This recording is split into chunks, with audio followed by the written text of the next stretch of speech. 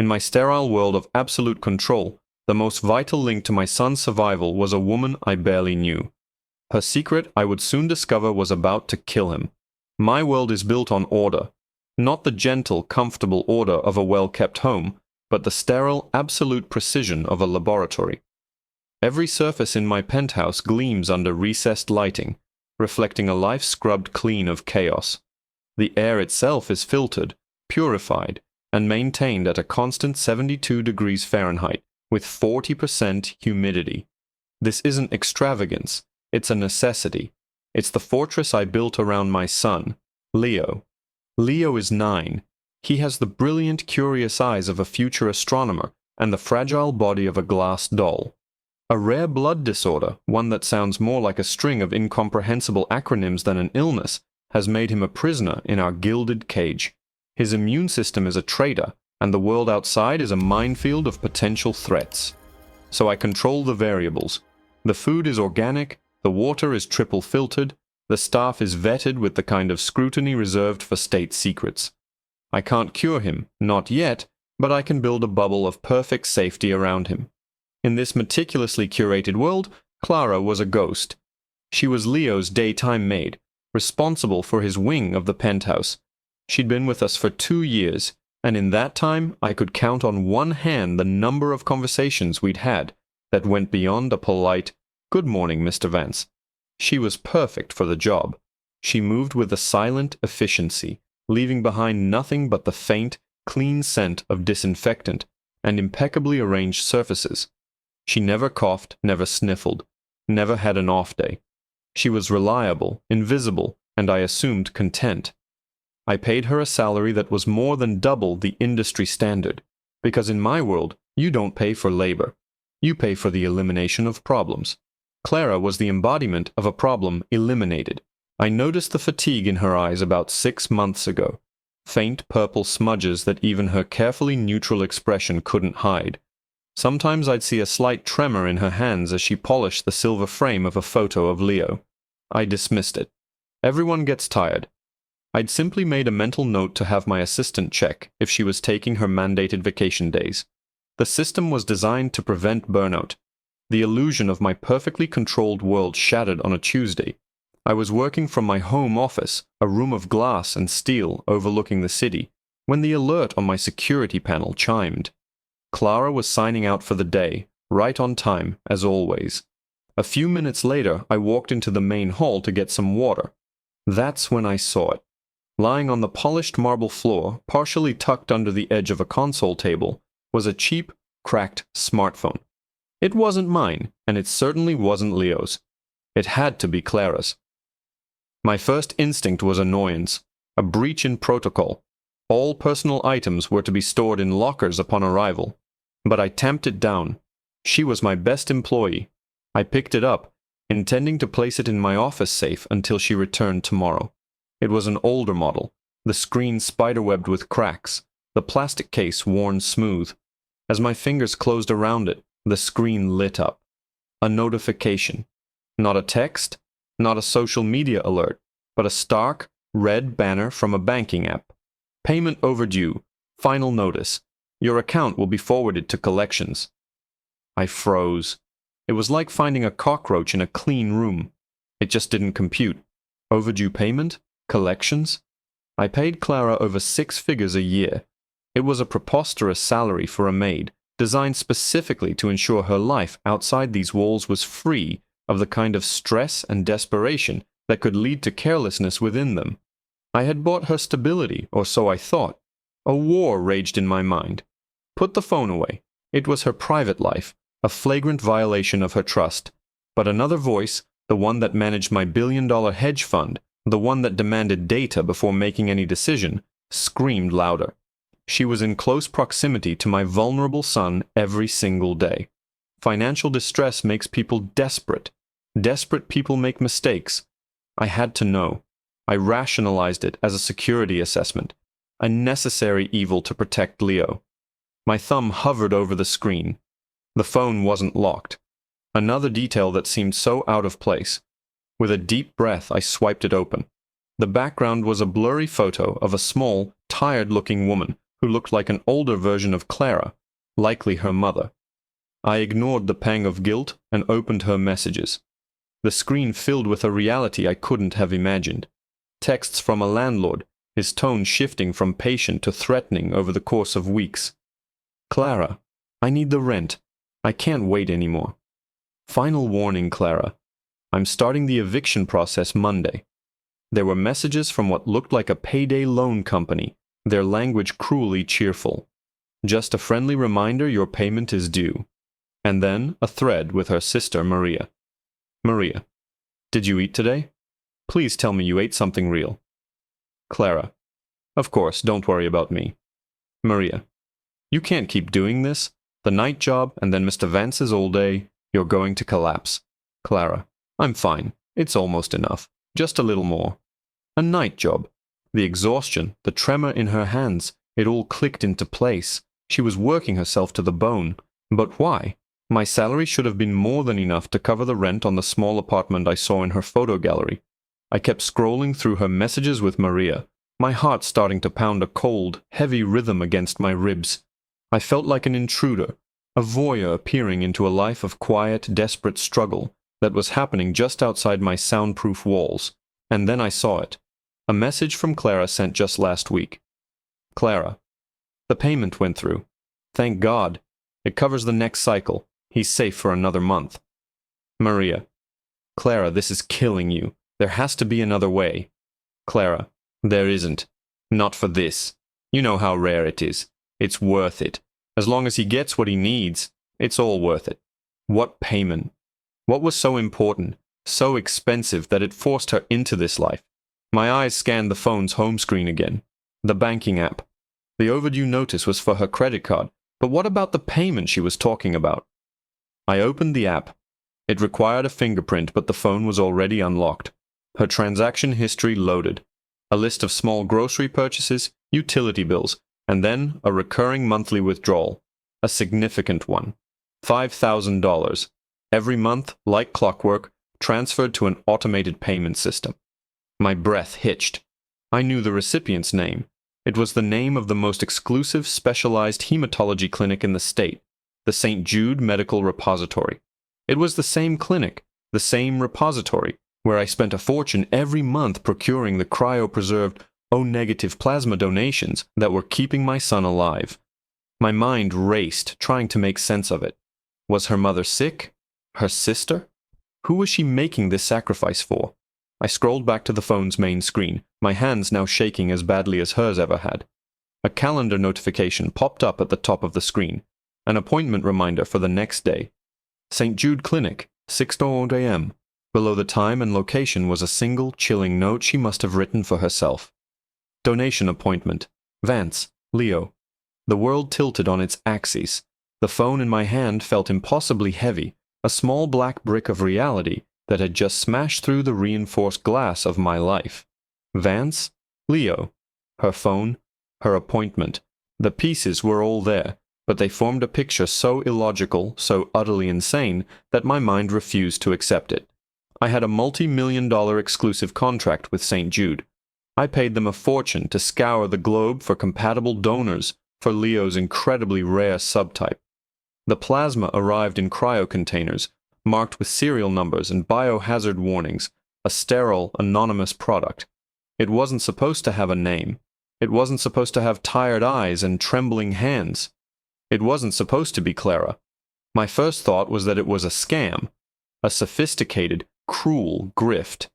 She'd somehow gotten access to Leo's medical information and was using it to siphon money, perhaps in collusion with someone at the clinic. It was the only explanation that fit my worldview. People are driven by self-interest. I am. Everyone is. Clara was no different. The poverty, the second job, it was all a charade to cover her tracks. I placed her phone back on the console table, exactly where I found it, my movements stiff and robotic. I retreated to my office, the city lights below blurring into a meaningless smear of neon. I needed data. Cold, hard facts. Confronting her now would be acting on emotion, a rookie mistake I hadn't made in the boardroom in 20 years. My fingers flew across the keyboard of my terminal, pulling up every file I had on Clara. The background check was immaculate. No criminal record, no debt history at least, not when I hired her 2 years ago. Her references were glowing. I ran a new, deep-dive financial check, using resources not available to the public. Within minutes, the truth began to bleed onto my screen. The eviction notices were real. The payday loans were real. A mountain of debt, all originating in the last 2 years. And it all pointed back to one source: medical bills. Not for her, but for a Clara Sr., her mother. A long, devastating illness that had wiped out their savings and left the younger Clara holding the wreckage.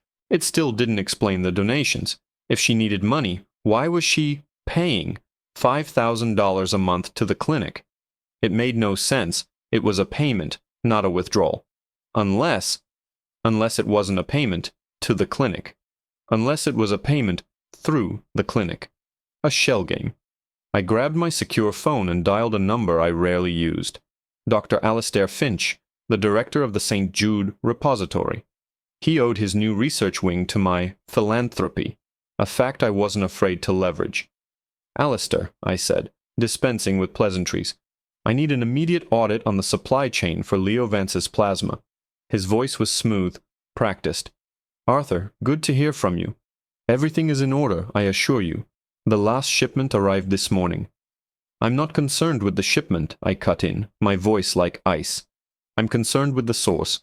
I'm paying for anonymity and global reach. I need you to confirm, right now, that the donations are not being sourced locally." There was a slight pause. "Arthur, you know the protocols. Donor information is sealed tighter than a drum. For their protection and yours. It's the law." "The law doesn't sign your 7-figure checks, Alistair." "I do," I said, the threat hanging in the air. "I have reason to believe there's a breach in your protocol. A serious one. Pull the donor ID codes for Leo's last 5 transfusions.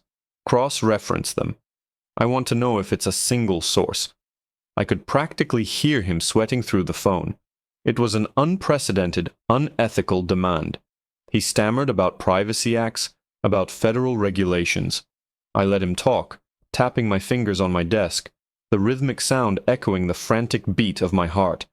Finally, I said, "Find out, Alistair, or I will find a new facility that will. You have 10 minutes. I hung up.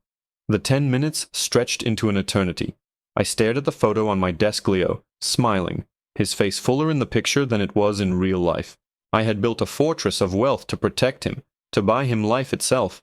The idea that the foundation of that fortress was not my money, but the quiet suffering of a woman I barely knew, made me feel physically ill. Was his health sustained by her decay? My secure line buzzed. It was Finch. His voice had lost its professional sheen. It was thin and reedy. "Arthur, you were right," he said, the words barely a whisper. "The last 8 shipments, all from the same donor ID." "Who?" I demanded. "I can't tell you the name. I will lose my license, but it's a directed donation. It's highly irregular, but it's not illegal. It was brokered through a third-party agency, a specialist firm. They handle the contracts, the payments, everything. All we do is receive the product and process it. Directed donation. That meant the donor knew exactly who the plasma was for. It meant this wasn't a coincidence. Send me the broker's information and the donor's ID number." "Arthur, I can't." "Send it." I hung up again. A moment later, an encrypted file appeared on my terminal. I opened it. A string of numbers. Donor ID 734B921. I turned back to Clara's phone, which I'd retrieved from the hall. My hands were shaking now. I found a shortcut on her screen to the St. Jude patient portal. It opened without a password. Her profile page loaded. Name, Clara Rossi. And right below it, patient ID 734B921. A wave of vertigo washed over me. It was true. All of it. The woman who cleaned my son's room, who polished his picture frames, was the one keeping him alive. The 6-figure salary I paid her went straight to her mother's care, and then she sold the very life from her veins through a broker to earn the rest. The broker would take a huge cut, paying her a fraction of what they charged me, and she would then pay the clinic their own processing fees. The $5,000 payment wasn't a payment, it was a fee. A fee to let her save my son. The entire system was a labyrinth of exploitation, and she was at the center of it, being bled dry from every direction. A new email pinged from Finch. The subject line was, "Urgent." I opened it. It wasn't the broker information I'd requested. It was a single, terrifying paragraph. "Arthur, I felt I had to tell you this off the record. I looked deeper into the donor file. We have a flag on it. The broker just sent over termination paperwork this afternoon. The directed donation contract is being ended. Tomorrow morning's appointment is scheduled to be the final one. The reason cited on the form is donor health failure." Donor health failure. The three words hit me with the force of a physical blow. They weren't just clinical jargon, they were a death sentence. Not for Clara, necessarily, but for Leo. My intricate, globally sourced supply chain, the bedrock of my son's fragile existence, was a sham. It wasn't a chain at all. It was a single fraying thread. A thread named Clara Rossi. And tomorrow, at 6 a.m., that thread was scheduled to snap. Panic, cold and sharp, pierced through my shock. I was a man who solved problems with money.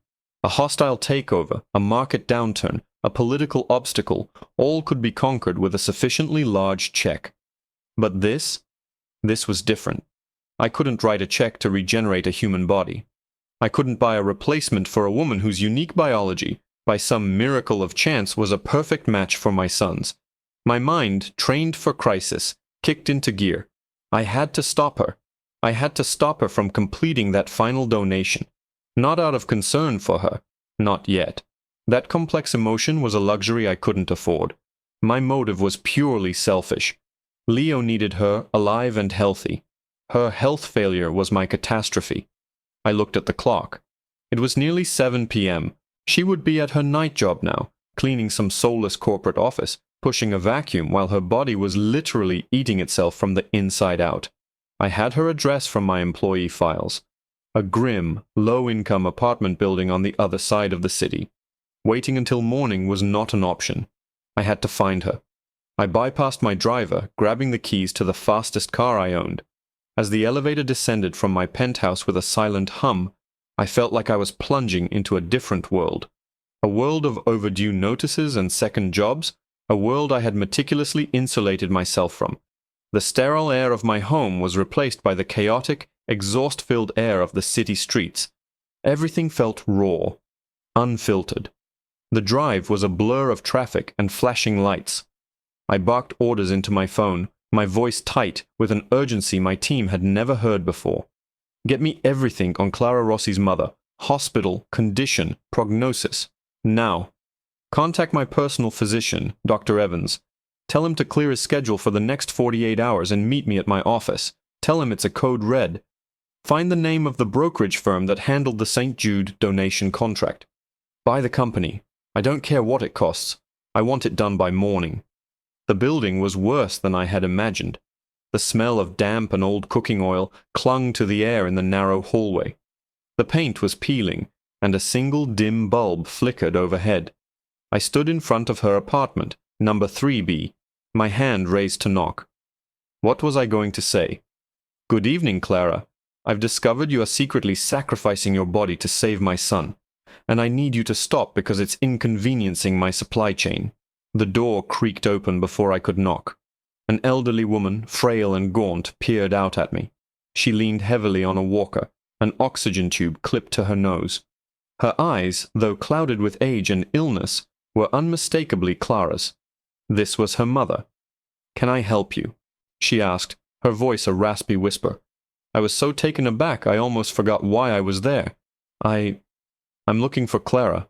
I'm her employer, Arthur Vance." A flicker of recognition, then fear, crossed her face. Is something wrong? Did she do something?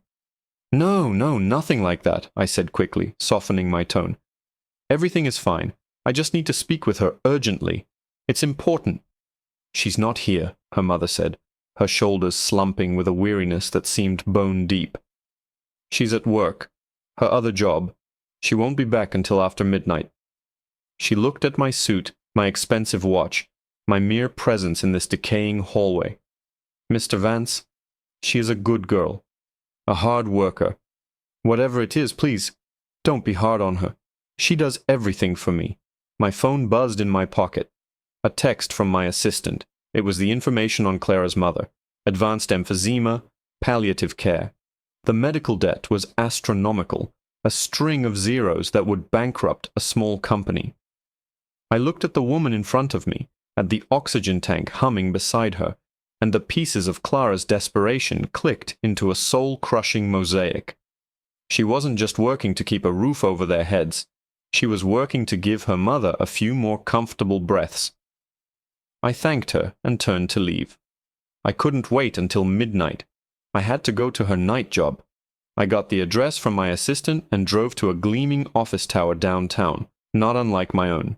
The night supervisor, a burly man with a skeptical scowl, looked me up and down.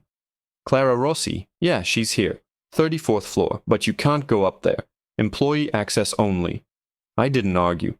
I just pulled out my wallet and laid $500 bills on his desk. "I'm her family," I said. "It's an emergency." He blinked at the money, then shrugged and buzzed me through the turnstile. The 34th floor was a vast, empty space, eerily silent except for the low hum of computers in sleep mode. Rows of cubicles stretched out under the dim security lighting. I saw her at the far end of the office, a solitary figure moving slowly with a cleaning cart. She had her back to me. Even from this distance I could see the exhaustion in her posture, the way she sagged against the cart for a moment before starting on the next trash can. I walked toward her, my footsteps echoing on the polished floor. "Clara," I said, my voice sounding too loud in the silence. She flinched and spun around, her eyes wide with alarm. Seeing me, her boss, here in the middle of the night, seemed to terrify her. She dropped the sponge she was holding. Her face was pale, almost translucent under the fluorescent lights, the dark circles under her eyes more pronounced than ever. "Mr. Vance," she stammered, her hands fluttering nervously. "What are you doing here? Is Leo okay?" Her first thought was of my son, not of her job, not of the sheer weirdness of the situation, but of Leo. The fact struck me with unexpected force. "Leo is fine," I said, my voice softer than I intended. "I'm here because of you." I took a step closer. "The donations." "I know." The color drained completely from her face. She looked like she was about to faint. She grabbed the cart to steady herself, her knuckles white. I don't know what you're talking about." "Don't," I said, holding up a hand. "Don't lie, Clara. I know everything. St. Jude. The brokerage. Donor ID 734B921. Her carefully constructed composure shattered. A single tear tracked a path down her cheek. "Please," she whispered, her voice breaking. "Please don't stop it. I need the money. My mother. She's—" "Your final donation is tomorrow," I stated, my voice flat, all business. "It's been cancelled due to your health. Your contract is terminated." She stared at me, her expression a mixture of confusion and horror. "No," she whispered. "No, they can't. They promised. One more.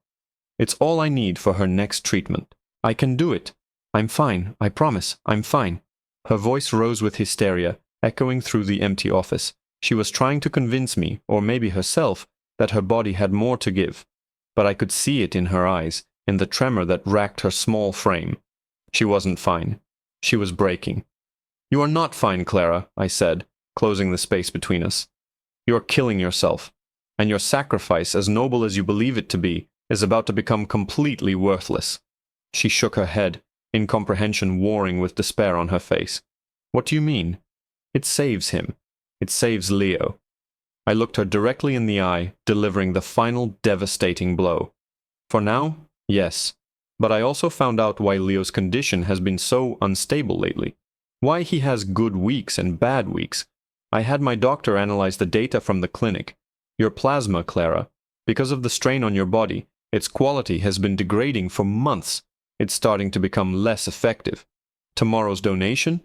The doctors at St. Jude project it has a 60% chance of triggering a full system rejection in my son. Your final sacrifice won't just fail to save him. It will kill him." Clara's legs gave out. She crumpled to the floor, a strangled sob escaping her lips as the weight of my words crushed her. Her desperate, agonizing sacrifice, her secret penance, her holy mission was not only futile, it was poison. I had expected denial, anger, maybe even accusations. Instead, all I saw was a shattered woman mourning a hope she didn't know was already dead. The sound of her weeping in the cavernous, silent office was the most profoundly lonely sound I had ever heard. Something shifted inside me then.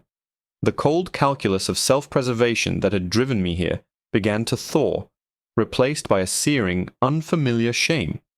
I had seen her as a variable, a component in the complex machine that kept Leo alive. Now I saw her as a person, drowning in a sea of impossible choices, and I was the man who owned the ocean. I knelt down, not as a billionaire to his maid, but as one human being to another. "Clara," I said, my voice quiet but firm, "this is not the end. This is the beginning. But you have to listen to me." She looked up, her face streaked with tears, her eyes hollow with disbelief. He's going to die," she whispered, the words ragged. "And it's my fault." "No," I said, with a certainty that surprised even me. "He's not going to die, and none of this is your fault. It's my fault. I built a system around him, but I never looked at the human beings who made it run. That stops tonight." I helped her to her feet and led her to a chair in one of the cubicles. I called my driver and told him to go to Clara's apartment, pick up her mother, and take her to the private wing of the best hospital in the city. I told him to inform the hospital staff that all expenses for Clara Rossi Sr. were now covered by the Vance Foundation indefinitely.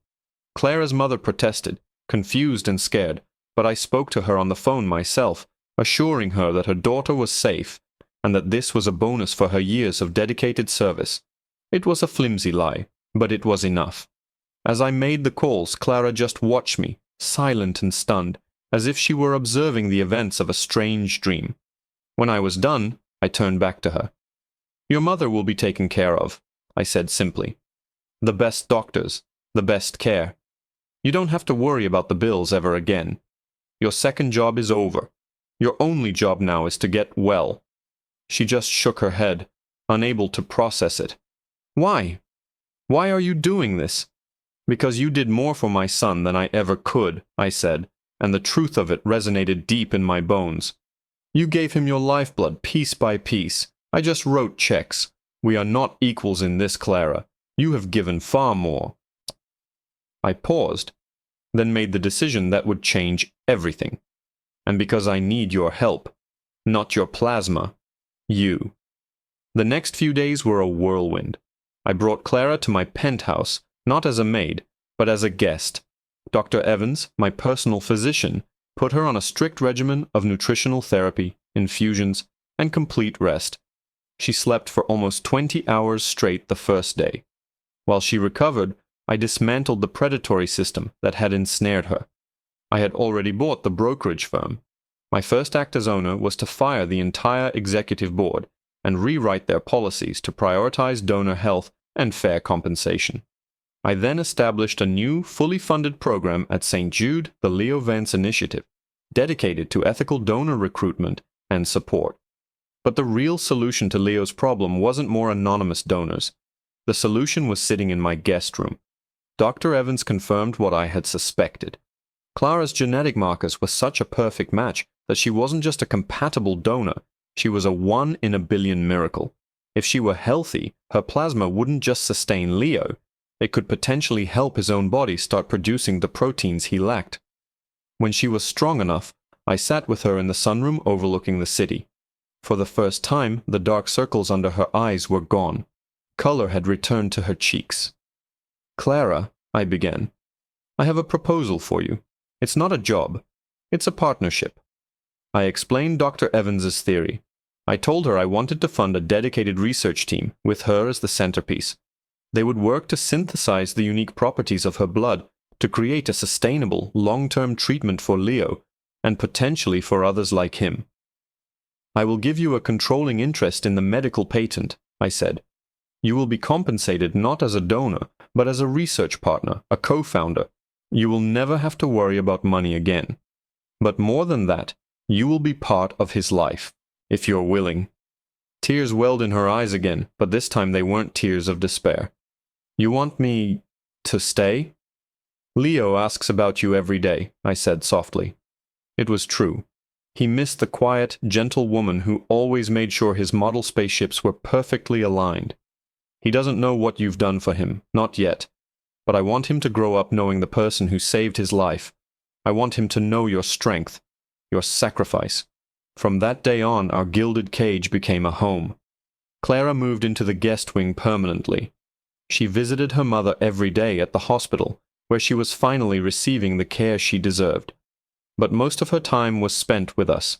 She worked with the research team, and she spent hours with Leo, reading to him, helping him with his astronomy projects. A genuine warmth bloomed between them, the affection of an aunt for her beloved nephew. The sterile, silent order of my world was replaced by something new. There was laughter in the hallways. The scent of Clara's baking sometimes mingled with the purified air. It was a better kind of order, one built not on control but on connection. About a year later, the research team had a breakthrough, a synthesized protein therapy derived from Clara's healthy cells. It wasn't a cure, but it was a revolutionary treatment. Leo's health improved dramatically. He could finally leave the penthouse for short periods, his hand held tightly in mine on one side and in Clara's on the other. One sunny afternoon, the three of us stood in a park, watching Leo chase a butterfly on the grass. He was laughing, his face tilted toward the sun, a sight I once feared I would never see. Clara stood beside me, watching him, a serene smile on her face. "He looks so happy," she said quietly. "We all are," I replied, my voice thick with emotion. "You saved him, Clara." She turned to me, her eyes clear and bright. "No, Mr. Vance," she said. "We saved each other. And in that moment, standing under the open sky, I knew she was right. She hadn't just saved my son. She had saved me from the sterile prison I had built for myself, and showed me that the greatest wealth in the world has nothing to do with money. It has to do with the immeasurable value of a human heart.